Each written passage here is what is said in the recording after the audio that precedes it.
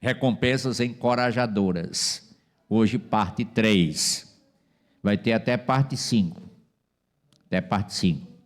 Então, hoje é parte 3.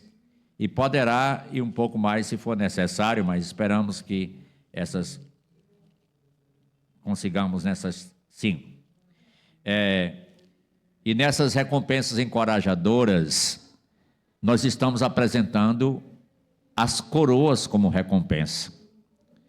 E foi cantado aqui: levarei eu também minha cruz, até por uma coroa trocar.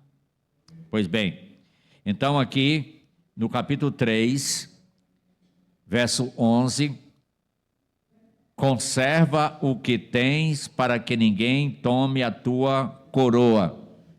E essa declaração de Jesus para a igreja de Filadélfia está contextualizada com a sua vinda, pois disse: venho sem demora, conserva o que tens para que ninguém tome a tua coroa. Isso as irmãs deram ênfase ontem aí, mulheres preparando-se para a volta de Jesus. E aqui o contexto está sobre a volta, sim, de Jesus. E o que fazer para estar preparado? Como uma pessoa pode estar preparada para o arrebatamento da igreja? Ir com Jesus. Só está preparado quem é um crente verdadeiro. Porque o crente verdadeiro está no corpo de Cristo, do qual ele é o cabeça, que é a igreja. A igreja tem um âmbito universal e a igreja local. A igreja universal, o corpo de Cristo. A igreja local é o lado visível desse corpo de Cristo, porque é o grupo de pessoas locais que se unem para servi-lo, executar as santas ordenanças, o batismo e a ceia, e difundir o santo evangelho de Jesus, edificar os seus membros através da palavra.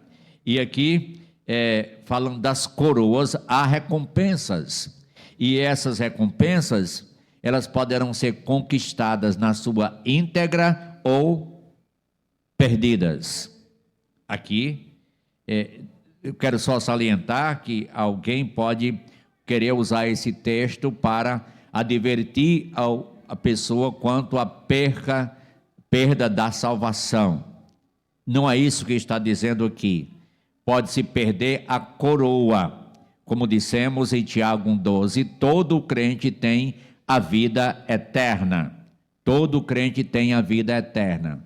Mas alguns terão a vida eterna coroada, outros não. E vai depender então a coroa relativa entre pessoas.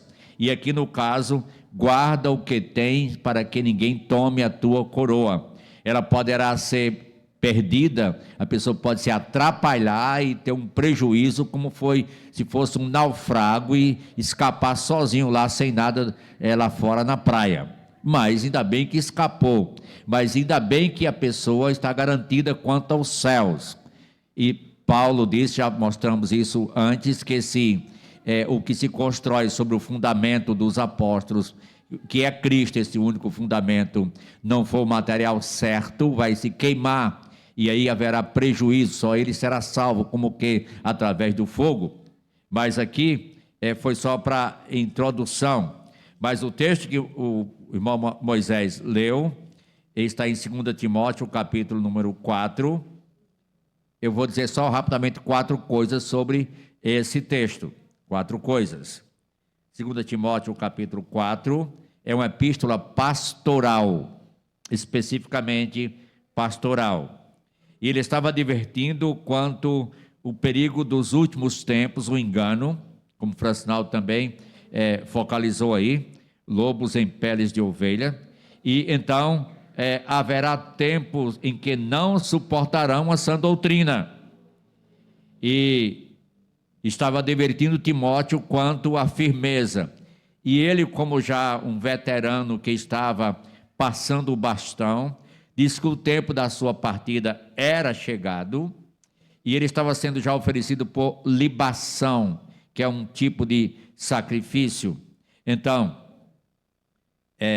a partida estava chegada. o tempo da sua partida. Mas aqui a primeira coisa, combati o bom combate. Segunda, completei a carreira. Terceira, guardei a fé. Já agora a coroa da justiça me está reservada, a qual o Senhor, reto juiz, me dará naquele dia, dia com D minúsculo, falando do dia de Cristo, D maiúsculo, desculpe, e não somente a mim, mas também a todos quantos amam a sua vinda. Tem uma passagem na carta aos Coríntios: se alguém não ama ao Senhor Jesus, seja anátema, maranata. Então, como está ligado à vinda de Jesus, porque a palavra maranata, vem Senhor Jesus, ligado à sua vinda, se alguém não ama ao Senhor Jesus, seja amaldiçoado, é o que estava dizendo. E aqui, a primeira coisa que Paulo mostra, quem vai receber essa coroa, a coroa da justiça. Esse assunto da justiça na Bíblia é muito vasto. No Sermão do Monte de Jesus, ele ressaltou isso nas bem-aventuranças e sobre a justiça. E no Evangelho de Mateus é claro que se a vossa justiça não exceder a dos escribas e fariseus, então teria problemas para os discípulos, os judeus. Então, combati o bom combate. A primeira palavra, a primeira frase é combateu bem. Combateu bem. Paulo combateu o bom combate. Aqui pode ser em moldes esportivos e pode ser em termos também militar, que Paulo era acostumado a usar, mas ele combateu o bom combate. Ele era um ex-combatente agora, né? Combateu o bom combate, combateu bem. O irmão Gabriel Alexandre Pontes, ele foi da aeronáutica, né? Da base aérea, e ele foi para a guerra, mas ele voltou da guerra, porque quando chegou já estava avistando, né? Então veio a embaixada de paz, notícia de paz, e ele voltou. Ele ficou como ex-combatente, morava aqui, foi diácono da igreja, primeiro diácono da igreja foi o irmão Gabriel Alexandre Pontes, mas ele foi para o combate, não precisou, mas ele voltou bem. Paulo estava aqui como declarando, combateu bem, o bom combate.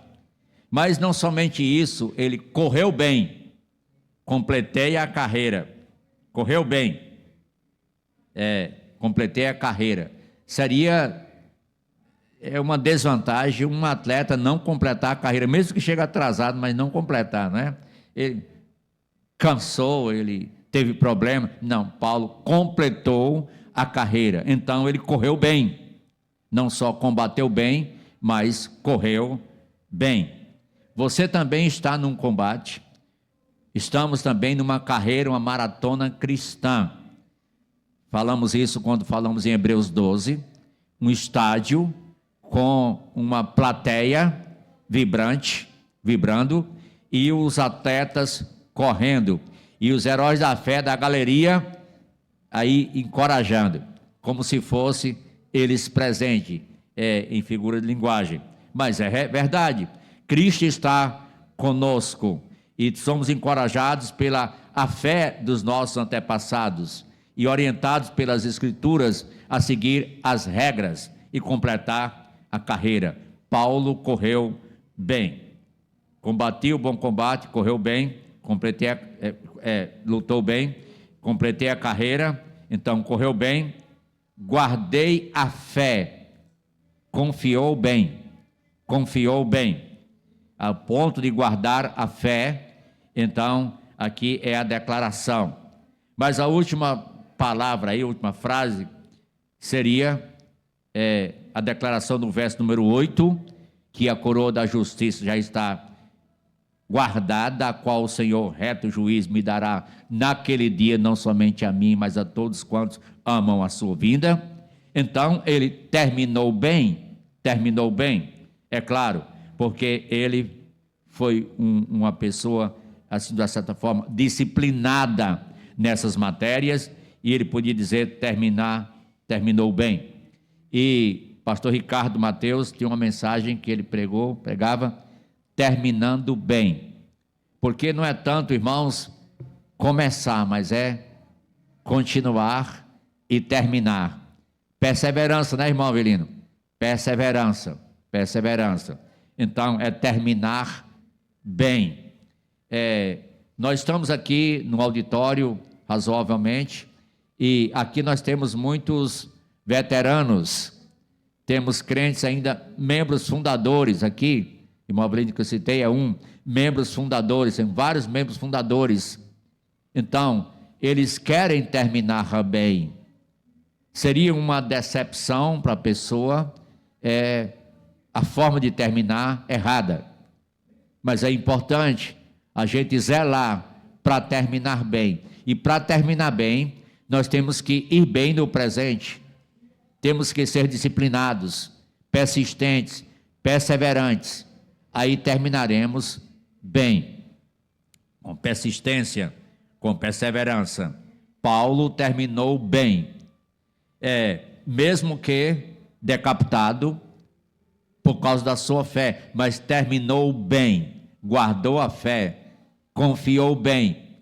Então, é importante, irmãos, essa coroa da justiça, ela é para aqueles que amam a vinda do Senhor Jesus. Ele dará naquele dia não somente a mim, mas também a todos quantos amam a sua vinda. Então, estamos na expectativa de que Cristo voltará a qualquer momento. E cada crente verdadeiro vai, esteja alerta ou não, esse é o problema. É como a noiva que está esperando o dia do casamento e esqueceu o dia, e chegou o dia do casamento e vai de qualquer jeito para se casar, né? Isso não deve acontecer não, mas é uma desgraça não acontecer. Então,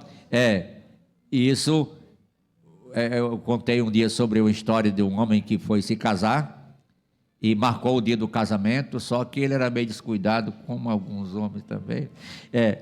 Não digo todo mundo não, em geral, mas ele mandou fazer o paletó e estava esperando chegar o paletó para o casamento e não chegou.